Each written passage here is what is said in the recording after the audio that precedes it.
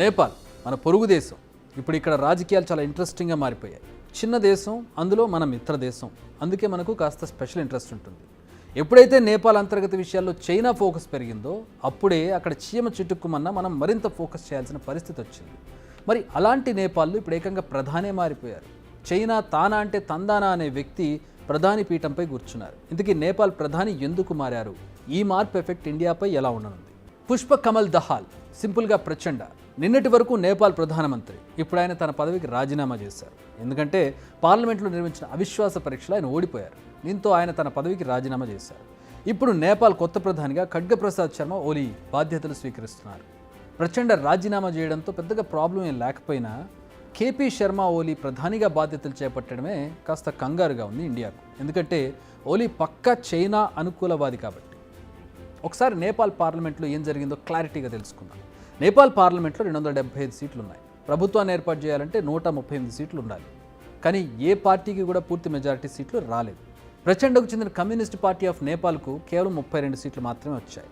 ఇక కేపీ శర్మ ఓలీ పార్టీ అయిన communist party of నేపాల్కు 78 సీట్లు వచ్చాయి. ఇక షేర్ మహదూర్ దేవ్బా పార్టీ అయిన నేషనల్ కాంగ్రెస్ పార్టీకి 89 సీట్లు వచ్చాయి.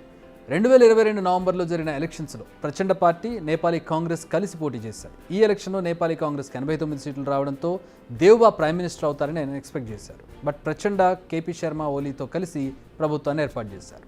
ఈ కూటమికి మరికొన్ని చిన్న పార్టీలు కూడా మద్దతు పలికాయి. దీంతో ఇన్నాళ్ల పాటు ఏ ప్రాబ్లం లేకుండా ప్రభుత్వం నడిచింది. అయితే ప్రధాని బాధ్యతలను కేపీ శర్మకు అప్పగించేందుకు ప్రచండ నిరాకరించారు. దీంతో ప్రభుత్వంలో ముసలం మొదలైంది. ప్రచండ రాజీనామా చేయకపోతే తాము మద్దతును ఉపసంహరించుకుంటామని కమ్యూనిస్ట్ పార్టీ చెబుతూ వచ్చింది. అయినా ప్రచండ ఎక్కడ తగ్గలేదు. ఇప్పుడు దాన్ని చేసి చూపించింది. దీంతో ప్రచండకు అవిశ్వాసం తప్పలేదు, దాంతోపాటు ఓటమి తప్పలేదు. అయితే ఇక్కడ ఒక అద్భుతం జరిగిందని చెప్పాలి. అదేంటంటే కేపీ శర్మ ఓలీ, షేర్ దేవ్బా పార్టీలు కలిసిపోవడం. ఎన్నికల్లో ఒకరికి వ్యతిరేకంగా ఒకరు బరిలోకి దిగిన రెండు పార్టీలు ఇప్పుడు అధికారం కోసం ఏకమయ్యాయి. ఈ రెండు పార్టీల కలయికతో కూటమి ప్రభుత్వ బలం 162కు చేరింది. దీంతో రాబోయే 3 ఏళ్ల పాటు కూటమి ప్రభుత్వానికి ఏ ఢోకా లేదు. అయితే ఇక్కడ ఒక కండిషన్ ఉంది.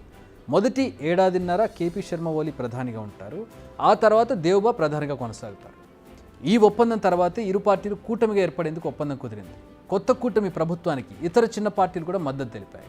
నేపాల్లో 2027లో మళ్లీ సార్వత్రిక ఎన్నికలు జరగనున్నాయి. నేపాల్ రాజకీయాలు చాలా విచిత్రంగా ఉంటాయని చెప్పాలి. ఎందుకంటే 2008లోనే ఆ దేశానికి ప్రజాస్వామ్యం వచ్చింది. అంటే 16 ఏళ్ళు అయ్యింది అంతే, జస్ట్ 16 ఏళ్ళు. ఈ 16 ఏళ్లలో ఏకంగా 10 ప్రభుత్వాలు మారాయి అక్కడ. మరో హైలైట్ ఏంటంటే 2022లో ప్రధానిగా ప్రచండ బాధ్యతలు తీసుకున్న తర్వాత ఏకంగా 5 సార్లు అవిశ్వాస తీర్మానాన్ని ఎదుర్కోవాల్సి వచ్చింది. ఇందులో 4 సార్లు బయటపడగా 5వసారి మాత్రం పదవి కోల్పోయారు. ఇప్పుడు మన దేశ కోణంలో చూద్దాం. కేపీ శర్మ ఓలీ అనే వ్యక్తి చైనా అనుకూలవాది అనే పేరుంది. 2018లో ఆయన నేపాల్ ప్రధానిగా ఉన్నారు. ఆయన హయాంలోనే చైనా జోక్యం ఎక్కువైందన్న ఆరోపణలు ఉన్నాయి. భారత్ వ్యతిరేక అడుగులు పడడం కూడా అప్పుడే మొదలైంది. కొన్ని నెలల పాటు ఇరు దేశాల మధ్య ప్రతిష్టంభన కూడా ఏర్పడింది. కానీ ఆ తర్వాత ఈ వివాదం సమసిపోయింది. కానీ ఓ భారత వ్యతిరేక విధానాలకు బీజం అయితే పడింది ఈ పెద్ద మనిషి హయాంలోనే. మరి అలాంటి వ్యక్తి మళ్ళీ ప్రధానిగా అవుతుండడంతో ఇప్పుడు మళ్ళీ కాస్త ఆందోళన అయితే మొదలైంది. అయితే ఓలీ పార్టీ నుంచి ఓ అనూహ్యమైన స్టేట్మెంట్ రిలీజ్ అయింది. అదేంటంటే తమది భారత్ వ్యతిరేక విధానం కాదు అని. అంతేకాదు భారత్కు వ్యతిరేకంగా అడుగులు వేస్తే నేపాల్కు జరిగే లాభం కూడా ఏమీ లేదనేది దాని సారాంశం. నిజానికి స్టేట్మెంట్తో ఓలీ ఒక క్లారిటీ ఇస్తున్నట్టుగా అనిపిస్తోంది. అయితే నిజానికి ఓలీ పెద్దగా చేసేది కూడా ఏం లేదని చెప్పాలి. ఎందుకంటే ప్రస్తుతం ఆయన సంకీర్ణ ప్రభుత్వంలో ఉన్నారు.